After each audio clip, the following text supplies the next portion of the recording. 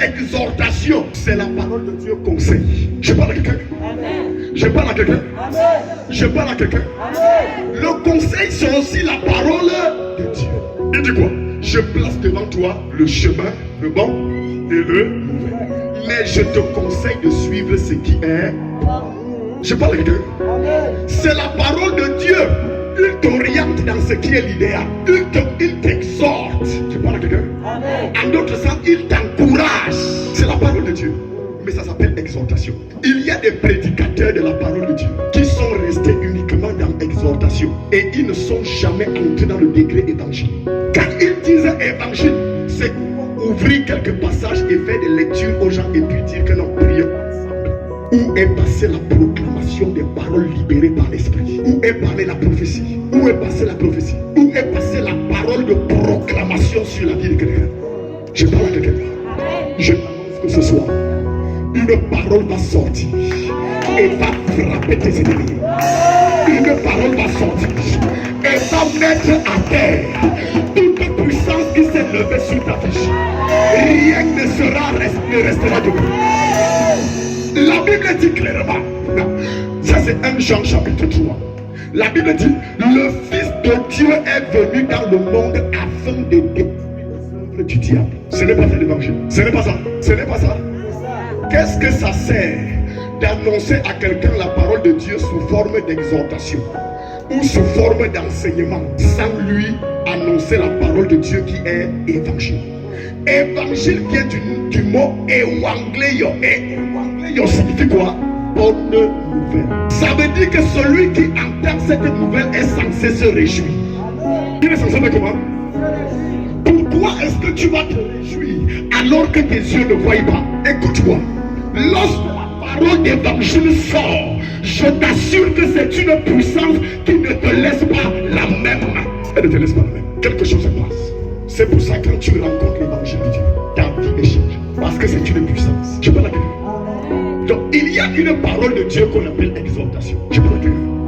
La Bible dit qu'il y avait Paul et il y avait Barnabas. Et Barnabas était appelé comment?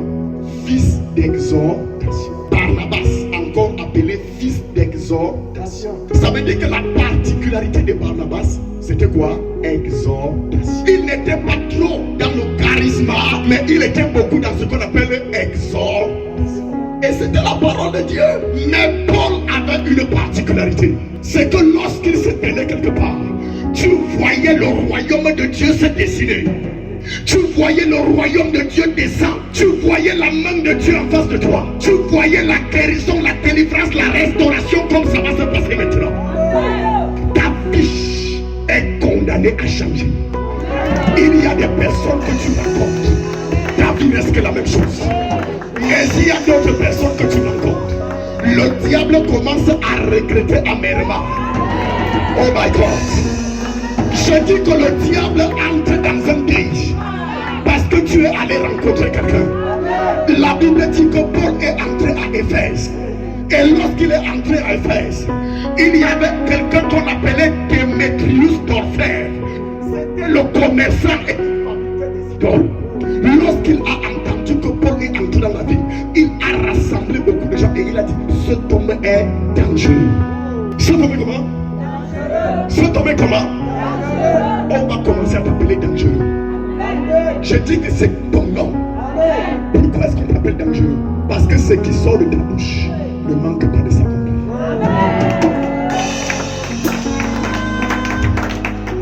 Je parle à quelqu'un. Ce qui sortira de ta bouche ne manquera pas de s'accomplir. La Bible dit que Élie avait une particularité. Il y avait beaucoup de prophètes. Mais ce qui sortait de sa bouche ne manquait pas de s'accomplir. Pourquoi? Parce qu'il rendait ministère par le sous-crétige. Il rendait ministère par l'esprit. Ce n'était pas par la chair. Ce n'était ni par la connaissance des hommes. Tu parles. La Bible dit quelque chose. L'apôtre Paul dit, nous ne sommes pas venus vers vous avec un ensemble de discours de la connaissance humaine. Mais nous sommes venus vers vous avec une démonstration de puissance et d'esprit. Ta chrétienté, tant qu'elle n'est pas attachée à l'esprit de l'évangile, c'est une mauvaise chrétienté. C'est une chrétienté handicapée. C'est une chrétienté comment? Une chrétienté handicapée. Paralysée.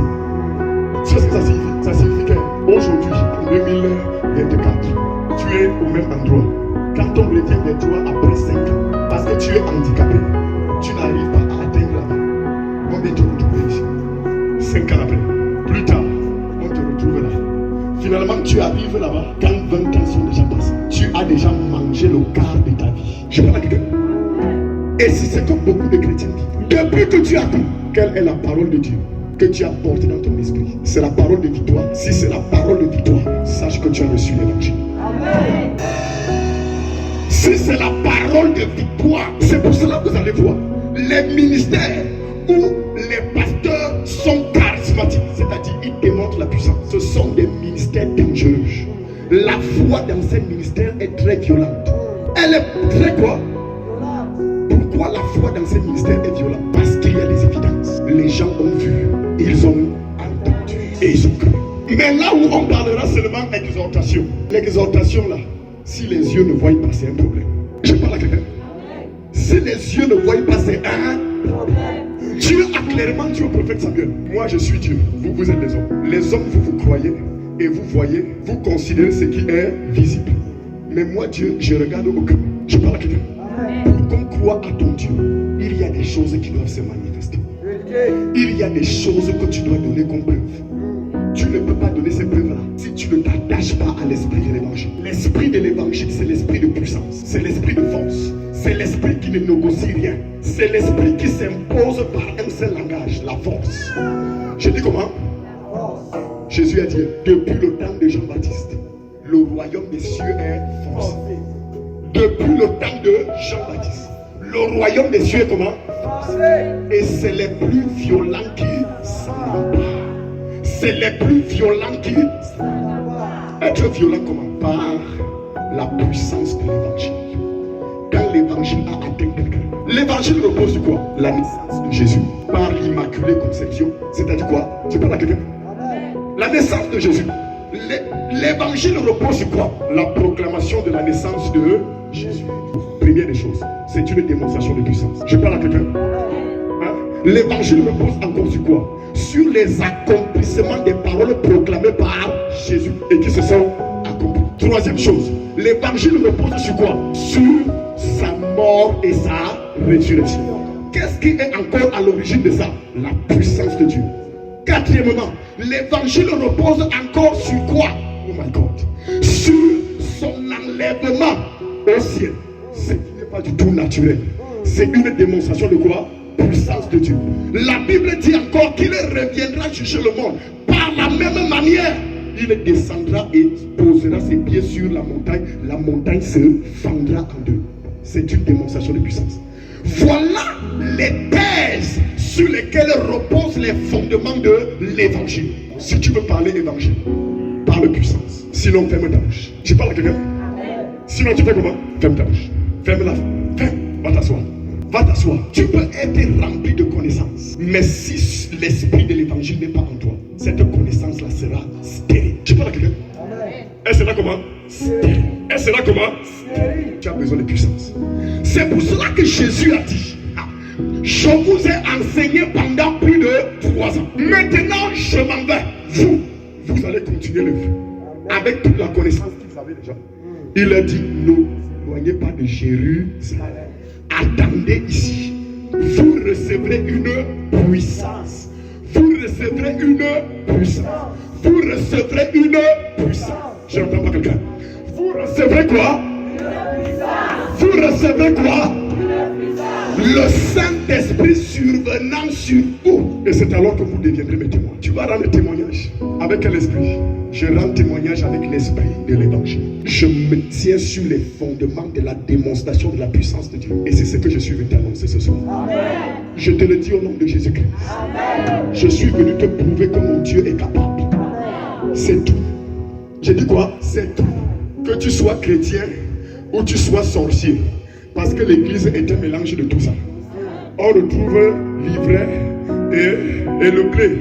Tous ensemble réunis. Je suis venu te prouver quelque chose. Tous ne sont pas saints. Je parle à quelqu'un. Mais Dieu les garde mélangés. Parce qu'au jour de sa puissance manifestée, l'homme va fléchir les genoux pour dire Il n'y a pas deux capitaines dans un même bateau. Ils vont se soumettre à cause des évidences de la puissance de Dieu. Ils vont se soumettre à cause des évidences. Ils pourront douter de la parole, mais ils ne pourront pas douter de la manifestation de la puissance de Dieu. Je te dis la vérité. L'autre là, c'est une preuve infaillible. Pierre a manifesté un miracle. Un paralytique assis à la porte du temple. Et ce paralytique a été guéri. Oh my God. Cette guérison a fait un scandale parmi le peuple. Ceux qui contestaient l'évangile de Jésus-Christ au travers de Pierre. My God. Ils ont dit, qu'est-ce qu'on peut faire maintenant qu'un miracle a été manifesté et le peuple a... C'est ça qui arrête les débats. Je dis que c'est ça qui arrête les débats. Dans cette affaire que tu vois ici, c'est ça qui arrête quoi? Et ce qui va arrêter le débat, c'est que cette année tu te maries. Je dis que tu te maries cette année. Je dis que tu te maries cette année. Je dis que tu te maries cette année. Je dis que cette année tu vas te marier.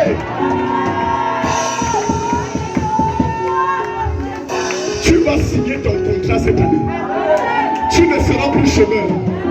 D'ailleurs même, je t'enlève de la position où tu es. Je t'emmène plus loin maintenant.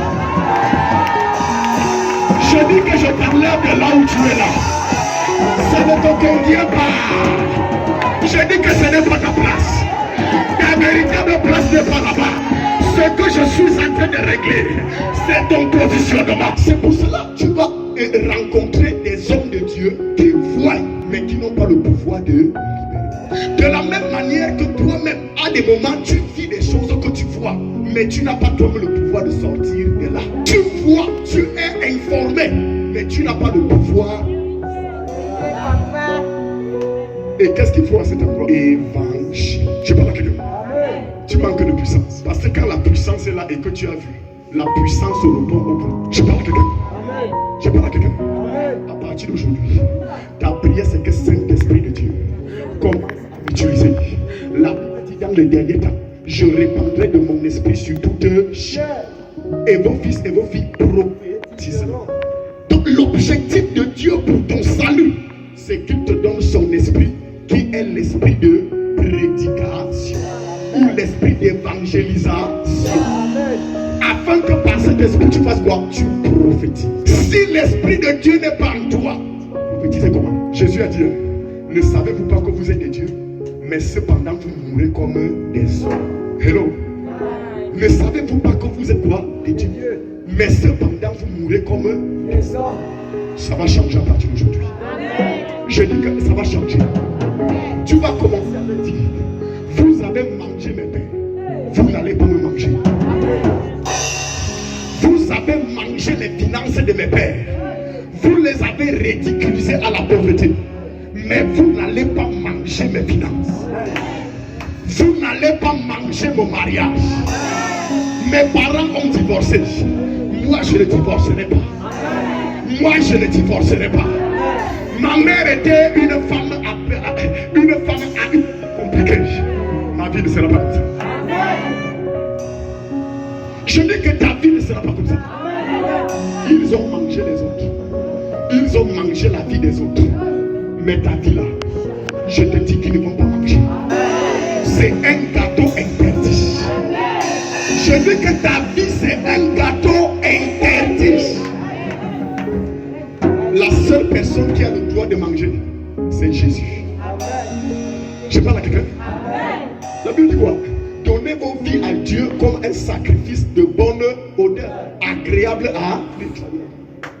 Donc la seule personne, et il dit, celui qui n'est pas prêt à renoncer à lui-même n'est pas digne de moi. Renoncer à lui-même, ça veut dire quoi? Renoncer à sa vie. Il est inadmissible que quelqu'un t'enlève la vie, alors que ce n'est pas à l'intérêt de Dieu. Je dis qu'on va rejeter ça. Je dis qu'on va rejeter ça. Tu ne vas pas mourir comme tes pères. Tu ne vas pas mourir comme tes grands-parents. Ta vie sera différente. À partir de ce soir, tu vas monter à bord. Le véhicule dans lequel tu montes, c'est le Saint-Esprit qui est le chauffeur principal. C'est lui qui va commander de faire l'arrêt. Et lorsqu'il va dire arrête, il va dire c'est une pause. Et une pause de quoi? Une pause de balade. Il t'amène dans les mêmes pâturages. Tu te balades de gauche à droite. Tu contemples les merveilles de l'Éternel avant de reprendre la route. Le bonheur ne va pas descendre dans ta vie et ça part le même jour. Je parle à quelqu'un. Il y a des gens qui vivent cette situation. Le bonheur entre dans ta vie et c'est pour un seul jour. Oh my God, ils sont ici. Je dis qu'ils sont ici. Ce genre de personnes sont ici. Le bonheur entre dans ta vie, c'est pour quelques heures. Après les heures là, on n'entend plus parler. Je dis que ça prend fin ce soir. Je dis que ça prend fin ce soir. À partir de maintenant, ce que tu reçois demeure. Tu reçois l'enfant dans tes entrailles et l'enfant reste. Je dis que tu reçois l'enfant dans ton ventre et l'enfant reste. Tu reçois les finances et les finances restent. Tu reçois le mariage et le mariage reste. Au nom de Jésus-Christ. Au nom de Jésus-Christ. Tu emploies le travail et tu n'as jamais de licenciement. Tu n'as jamais de licenciement. Cette vie d'éternel recommencement là, je dis que c'est parce que quand les choses là arrivaient, on était ignorants. Mais la parole de Dieu est venue nous illuminer. Et ça nous a révoltés. Le diable s'est moqué de nous pendant longtemps. Mais assez c'est assez. Maintenant nous lui arrachons tout. Nous lui arrachons tout. Il vient rencontrer Jésus. Et il va dire à Jésus, prosterne-toi devant moi. Regarde tous les royaumes de la terre. Cela m'a été donné. Et je donne ça à qui je veux. Prosterne-toi et adore. Jésus lui a dit, il est écrit, tu adoreras l'Éternel ton Dieu et tu le serviras lui seul. Oh my God. Il l'amena encore sur le sommet de le toit du temple pour lui dire que jette-toi du haut en bas. Parce qu'il est écrit que des anges t'épareront les ailes et te tiendront pour que ton pied ne heurte pas ton pied. Jette-toi. Il dit que tu ne tenteras point d'éteindre ton Dieu. Après, il va dire, retire-toi de moi, Satan. Qui t'a dit que tu as autorité sur ma vie? Écoute-moi. Le diable peut venir dans ta vie et te donner des visions. Au lieu que ces visions t'élèvent, les visions là te rabaissent. Je parle à quelqu'un. Je parle à quelqu'un. C'est ce que Jésus a subi. Il a une série de visions. Mais les visions là avaient pour but de le rabaisser au lieu de l'élever. À partir de maintenant, tu vas dire à Satan, qui t'a donné autorité sur ma vie? Qui t'a donné autorité? Qui t'a donné autorité? Retire-toi de moi, Satan. Retire-toi de moi, Satan. Je ne mourrai pas, je vivrai. Je ne mourrai pas, je vivrai. Je n'échouerai pas, je réussirai. Je ne tomberai pas, je resterai debout. Ma situation ne restera pas au même niveau. Tout accord des sorciers va échouer.